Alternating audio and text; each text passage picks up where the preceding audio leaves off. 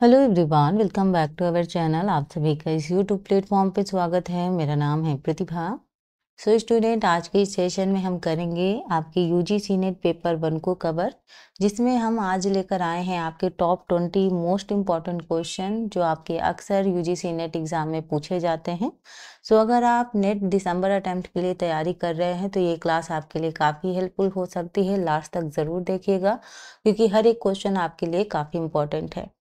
तो ये सेशन पसंद आया तो लाइक से सब्सक्राइब ज़रूर कीजिएगा, बेल आइकन ज़रूर प्रेस कीजिएगा ताकि जब भी मेरी क्लासेस है उनके नोटिफिकेशन आप तक पहुंचे और आप क्लास ज्वाइन कर पाएँ। चलिएगा स्टार्ट करते हैं आज का सेशन और देखते हैं पहला क्वेश्चन क्या पूछा गया है। पहला क्वेश्चन है आप सभी के सामने, देखिएगा और बताइएगा करेक्ट आंसर क्या होगा। यहाँ अगर देखें तो पहला प्रश्न पूछा गया है वो है कि जब किसान उत्पादन बढ़ाने के लिए गहन खेती करता है तो निम्नलिखित में से कौन सा तत्व इस दौरान जलीय और स्थलीय पारिस्थितिकी तंत्र में जमा हो जाता है। ठीक है, ऑप्शन है आपके नाइट्रोजन, बी है फास्फोरस, सी है सल्फर और डी है उपरोक्त में से कोई नहीं। बताइएगा इसका करेक्ट आंसर क्या होगा। आज हम लोग 20 क्वेश्चंस करने वाले हैं और 20 क्वेश्चंस में से बताइएगा आपने कितने क्वेश्चन सही किए। यहाँ पे अगर हम बात करें आपके करेक्ट आंसर की, सो राइट आंसर होगा आपका नाइट्रोजन। तो ये गहन खेती में अधिक मात्रा में आपके जो नाइट्रोजन उर्वरक हैं जैसे आपका यूरिया, अमोनियम सल्फेट, इनका उपयोग होता है। वर्षा और सिंचाई के माध्यम से भी क्या होता है कि आपके जो नाइट्रेट होते हैं उनके रूप में भी ये मिट्टी और जल स्रोत में क्या हो जाते हैं, जमा हो जाते हैं। इसलिए आपका जो करेक्ट आंसर है वो है आपका नाइट्रोजन। सल्फर की बात करें तो ये आपका कम मात्रा में इस्तेमाल होता है।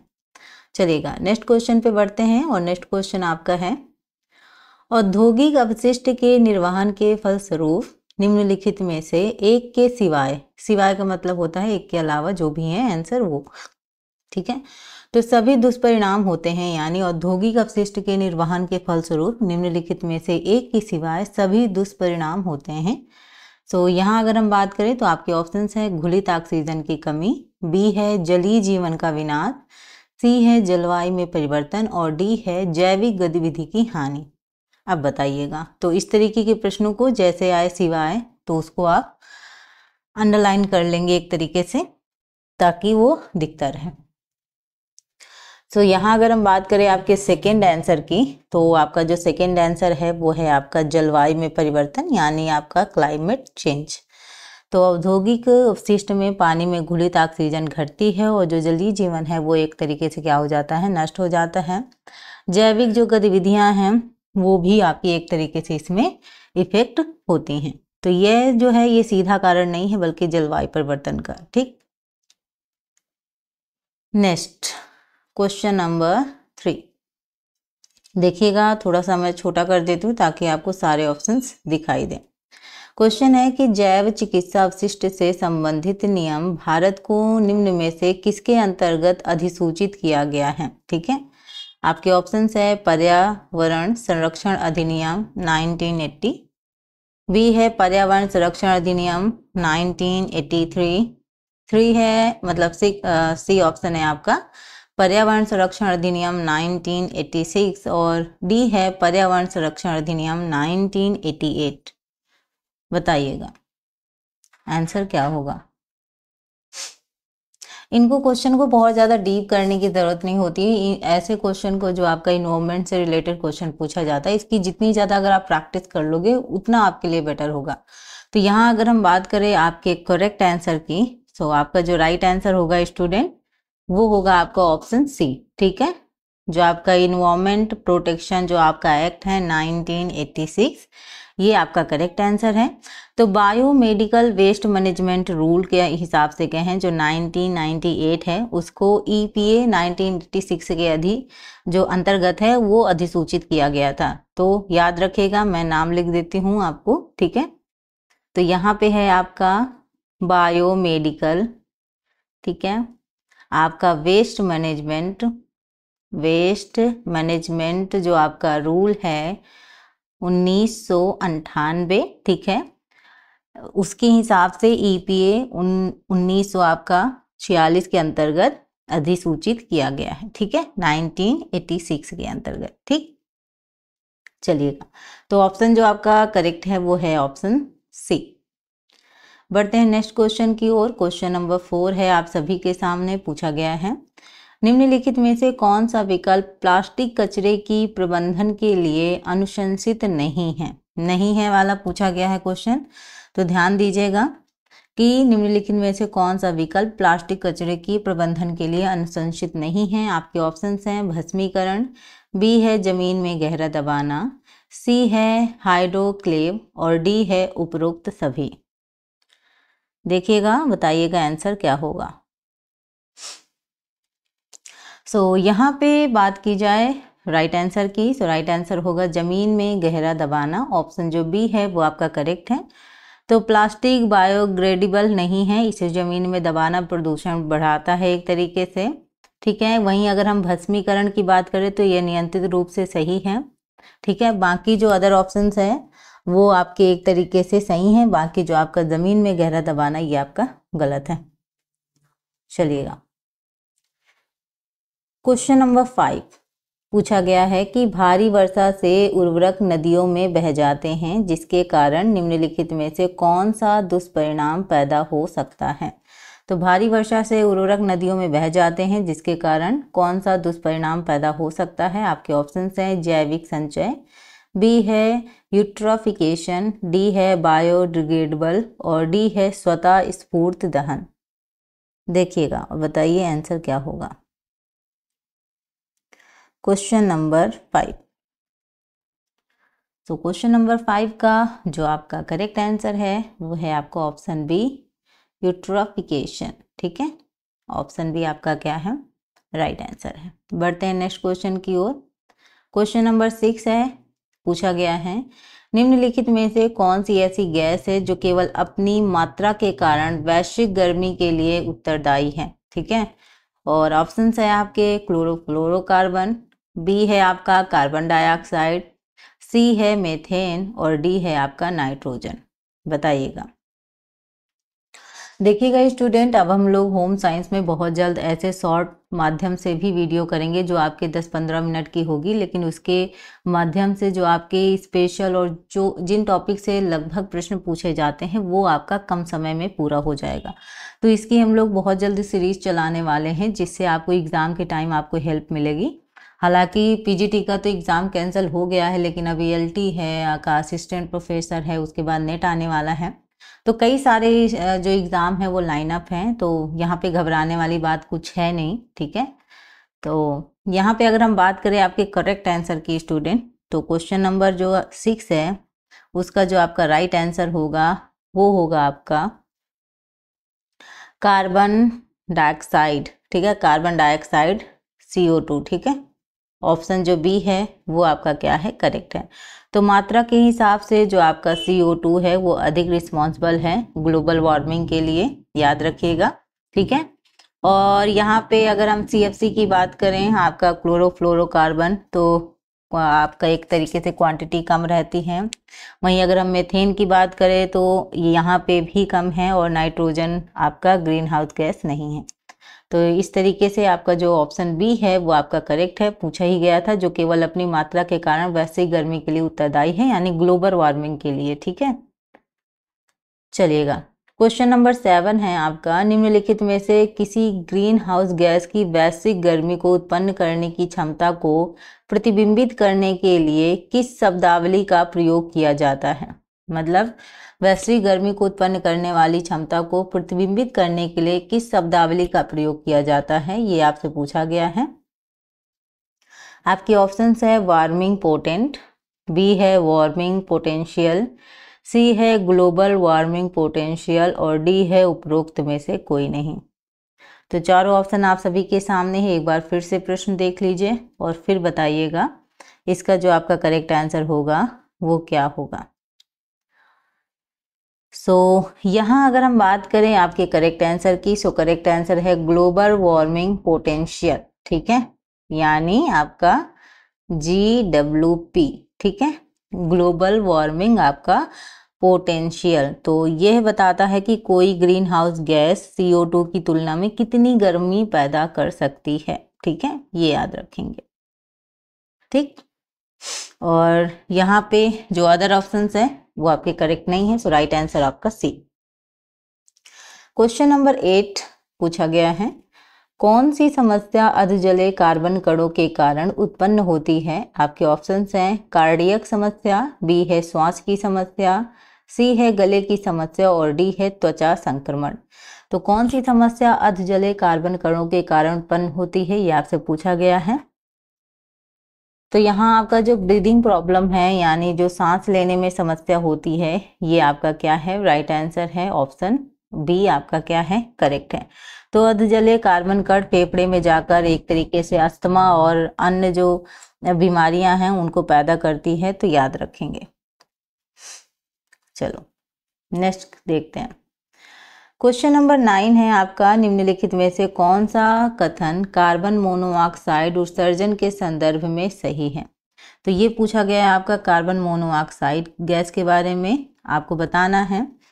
तो यहाँ पे आपके 3 कथन हैं। यहाँ पे पहला देखिएगा, ये मुख्य रूप से ईंधन के अधूरे दहन की वजह से उत्पन्न होती है।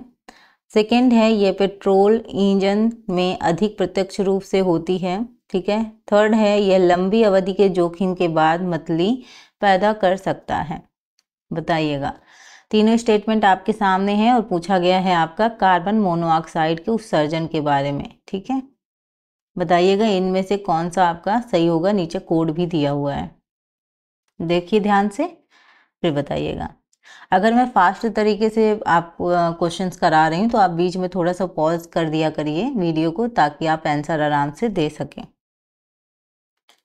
सो यहाँ बात करेंगे आपके करेक्ट आंसर की। सो करेक्ट आंसर तो पहला आपका, यह मुख्य रूप से ईंधन के अधूरे दहन की वजह से उत्पन्न होती है, तो आपका पहला भी सही है। ठीक है। और यहाँ पे सेकेंड, यह पेट्रोल इंजन में अधिक प्रत्यक्ष रूप से होती है, तो पेट्रोल इंजन में अधिक उत्सर्जित होता है, ये भी सही है। यह लंबी अवधि के जोखिम के बाद मतली पैदा कर सकती है, तो लंबे समय तक एक्सप्लोर से आपका नोजिया मलनाक में समस्या आपकी हो सकती है, और बहुत सारी ऐसी डिसीजेस हैं। इसका धुआं जब चला जाता है, ठीक है, तो ये काफ़ी हानिकारक होता है, याद रखेंगे कार्बन मोनोऑक्साइड। तो आपके जो आंसर हैं वो आपका बी है, फर्स्ट सेकेंड थर्ड तीनों आपका क्या है? करेक्ट है। चलिएगा नेक्स्ट क्वेश्चन है कि निम्नलिखित में से यंत्र अवशिष्ट के निपटान के लिए सबसे अच्छा तरीका कौन सा है? तो अपशिष्ट के निपटान के लिए सबसे अच्छा तरीका कौन सा है? आपके ऑप्शंस हैं जलन, बी है खाद बनाना, सी है पहाड़ी क्षेत्र में डंपिंग और डी है भस्मीकरण। तो अवशिष्ट के निपटान के लिए सबसे अगर अच्छा तरीका पूछा जाए आपसे, तो आप इसका आंसर क्या देंगे? क्वेश्चन नंबर आपका 10। तो यहाँ अगर हम बात करें स्टूडेंट, तो सबसे अगर हम सुरक्षित तरीके की बात करें तो सबसे सुरक्षित तरीका है आपका भस्मीकरण। ऑप्शन जो डी है वो आपका क्या है? राइट आंसर है। ठीक है, चलिएगा क्वेश्चन नंबर 11 पूछा गया है आपसे कि ऐसी निम्नलिखित में से ऐसी कौन सी प्रक्रिया है जिसमें हानिकारक रसायन खाद्य श्रृंखला में प्रवेश करते हैं और उसके प्रत्येक स्तर पर केंद्रित होते हैं?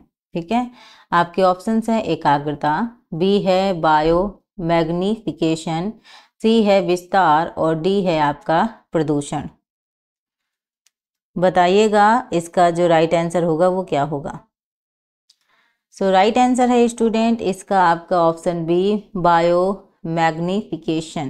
ठीक है, तो हानिकारक रसायन फूड चेन में इंटर करके हर ट्रॉफिक लेवल पर क्या करते हैं? कॉन्सेंट्रेट होते हैं, यहाँ पे याद रखेंगे। ऑप्शन बी आपका क्या है? करेक्ट है। नेक्स्ट क्वेश्चन है क्वेश्चन नंबर 12 आप सभी के सामने। निम्नलिखित में से शून्य डेसिबल क्या है? आपके ऑप्शन हैं श्रवण के लिए प्रारंभिक बिंदु, बी है शारीरिक दर्द के लिए प्रारंभिक बिंदु, सी है जहां कोई ध्वनि तरंगे नहीं होती हैं और डी है उपरोक्त में से कोई नहीं। थोड़ा सा साइड में आपको आवाज़ आ रही होगी क्योंकि यहाँ पे शुक्रवार को एक बाबा जी आते हैं, वो मतलब जो होता है वचन वगैरह प्रवचन वगैरह जो भी हैं वो होते हैं, तो इस वजह से थोड़ा सा आपको साउंड आ रहा होगा। ठीक, बताइएगा क्वेश्चन नंबर 12 का आंसर क्या होगा। यहाँ अगर हम बात करें स्टूडेंट्स, तो इसका जो आपका करेक्ट आंसर है वो है ऑप्शन ए, श्रवण के लिए प्रारंभिक बिंदु। ठीक है, स्टार्टिंग पॉइंट फॉर लिसनिंग। ठीक है, तो जो आपका 0 डेसिबल है, ये कान द्वारा सुनी जा सकने वाली न्यूनतम ध्वनि होती है, याद रखिएगा। ठीक है, चलिएगा क्वेश्चन नंबर 13 है आपका कि निम्नलिखित में से हरा मफलर शब्द किस प्रकार के प्रदूषण से जुड़ा है। तो ये क्वेश्चन कई बार वैसे पूछा जा चुका है, हरा मफलर वाले। ठीक है, तो आपके ऑप्शंस हैं जल प्रदूषण, वायु प्रदूषण, परमाणु प्रदूषण या फिर ध्वनि प्रदूषण। तो जो क्वेश्चन नंबर 13 है उसका आपका जो करेक्ट आंसर है ये है आपका एयर पोल्यूशन, यानी जो आपका वायु प्रदूषण है ये आपका क्या है, करेक्ट आंसर है। ठीक है, बढ़ते हैं नेक्स्ट क्वेश्चन की ओर। नेक्स्ट क्वेश्चन आपसे पूछा गया है कि निम्नलिखित में से कौन सी प्राकृतिक घटना है जो कि प्रदूषण के कारण हानिकारक हो जाती है। तो कौन सी ऐसी प्राकृतिक घटना है जो कि प्रदूषण के कारण हानिकारक हो जाती है। आपके ग्लोबल वार्मिंग, बी है पारिस्थितिक संतुलन, सी है ग्रीन हाउस का प्रभाव या फिर डी है मरुस्थलीकरण। तो चारों ऑप्शन आप सभी के सामने हैं, बताइएगा इसका जो राइट आंसर है वो क्या होगा। तो यहाँ पे राइट आंसर आपका होगा ग्रीन हाउस इफेक्ट, यानी ग्रीन हाउस का आपका प्रभाव। ठीक है, चलिएगा नेक्स्ट क्वेश्चन की ओर बढ़ते हैं और 15 क्वेश्चन पूछा गया है, निम्नलिखित में से कौन सा गैर बायोडिग्रेडेबल है। ऑप्शन है जानवर की हड्डियां, बी है नायलॉन, सी है ऊन और डी है बरगद के पेड़ के पत्ते। बताइएगा क्वेश्चन नंबर आपका जो 15 है उसका जो आपका करेक्ट आंसर है वो है आपका नायलॉन। ठीक है, ऑप्शन जो बी है वो आपका सही होगा। ठीक है, चलिए तो यहाँ बस हमें सीधा सीधा इनके आंसर देने हैं और जितना आप प्रैक्टिस करेंगे इन क्वेश्चनों की उतना आपको हेल्प करेगा एग्जाम में। निम्नलिखित में से कौन से बायोडिग्रेडेबल अवशिष्ट हैं जिन्हें यदि अच्छी तरह से नियंत्रित नहीं किया गया तो वह पृथ्वी को विषाक्तता के खतरनाक स्तर तक प्रदूषित करने की क्षमता रखते हैं। आपके ऑप्शंस हैं डीडीटी, बी है सीएफसी, सी है आपका रेडियोधर्मी पदार्थ और डी है आपका पैन। तो कौन सा बायोडिग्रेडेबल अवशिष्ट है जिन्हें यदि अच्छी तरह से नियंत्रित नहीं किया गया तो पृथ्वी को विषाक्तता के खतरनाक स्तर तक प्रदूषित करने की क्षमता रखते हैं। सो इम्पोर्टेंट है आपके लिए, बताइएगा आंसर क्या होगा।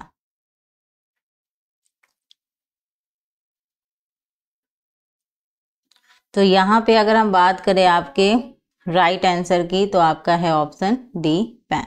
ठीक है, ऑप्शन डी आपके क्या होंगे, करेक्ट आंसर होंगे। चलिएगा नेक्स्ट क्वेश्चन की बात करते हैं कि तमिलनाडु तटीय इलाके में पेयजल की समस्या का क्या कारण है। पहला है उच्च वाष्पीकरण, बी है सुनामी के कारण सागर के जल का बढ़ना, सी है नलकूपों द्वारा भूजल का अत्यधिक शोषण और डी है सागरों के पानी का रिसाव। तो क्वेश्चन नंबर जो आपका 17 है उसका आप आंसर क्या होगा स्टूडेंट। तो यहाँ अगर हम बात करें तो राइट आंसर है आपका नलकूपों द्वारा भूजल का अत्यधिक शोषण। आपका जो सी है वो आपका क्या होगा, करेक्ट आंसर होगा। ठीक, चलिएगा क्वेश्चन नंबर 18 है आप सभी के सामने, निम्नलिखित में से किसके कारण से भारत में ईंधन स्रोतों से प्रदूषकों का अधिकतम उत्सर्जन होता है। आपके ऑप्शंस हैं कोयला, बी है लकड़ी, सी है अवशिष्ट के जलने से और डी है सब्जी अवशिष्ट उत्पाद। तो देखिएगा चारों ऑप्शन आपके सभी के सामने हैं, बताइएगा इसका जो आपका करेक्ट आंसर होगा वो क्या होगा। तो राइट आंसर की बात करें तो राइट आंसर है आपका कोयला। ठीक है, ऑप्शन जो ए है वो आपका क्या है, राइट आंसर है। क्वेश्चन नंबर 19 आप सभी के सामने, निम्नलिखित में से कौन सा एक प्राथमिक वायु प्रदूषण नहीं है। तो प्राथमिक वायु प्रदूषण कौन सा नहीं है ये आपको बताना है। आपके ऑप्शंस है मेथेन, बी है सल्फर डाइऑक्साइड, सी है ओजोन और डी है अभ्रक। तो चारों ऑप्शन आप सभी के सामने हैं और अगर हम सही उत्तर की बात करें तो आपका जो राइट आंसर है वो है आपका ओजोन। ठीक है, ओजोन इसका क्या है, सही आंसर है। लास्ट क्वेश्चन आपका है जो क्वेश्चन नंबर 20 है, निम्नलिखित में से कौन सा जल को शुद्ध करने की एक विधि नहीं है। ठीक है, रिवर्स ऑस्मोसिस, बी है परावैंगनी विकिरण, सी है आपका आसवन और डी है जल स्रोत का वाष्पीकरण। तो यहाँ पे पूछा गया है कि जल को शुद्ध करने की विधि कौन सी नहीं है। तो जो जल को शुद्ध करने की विधि आपकी नहीं है, ये आपसे जो पूछा गया है, उसका जो आपका राइट आंसर है वो है जल स्रोत का वाष्पीकरण। ऑप्शन जो डी है वो आपका क्या होगा, करेक्ट आंसर होगा। तो देखिएगा आज हमने 20 क्वेश्चंस किए हैं जो कि काफ़ी इंपॉर्टेंट है, और अगर आप चाहते हैं कि इस तरीके के प्रश्नों को हम और करें, क्योंकि प्रैक्टिस आपके लिए ज़रूरी है।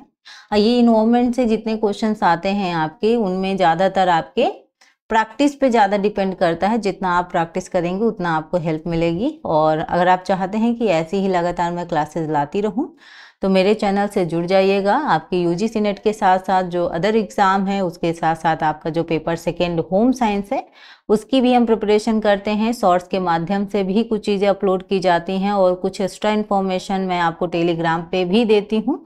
सो अगर आप चाहते हैं आपकी तैयारी और बेहतर हो, तो जुड़े रहिए, ज़्यादा से ज़्यादा लोगों को शेयर कीजिए, क्लास पसंद आए लाइक कीजिएगा, और कमेंट बॉक्स में अपने फीडबैक ज़रूर दीजिए कि आज की क्लास आप सभी को कैसी लगी। मिलते हैं अपने नेक्स्ट सेशन में। अपना ध्यान रखिएगा, अपने माता पिता का।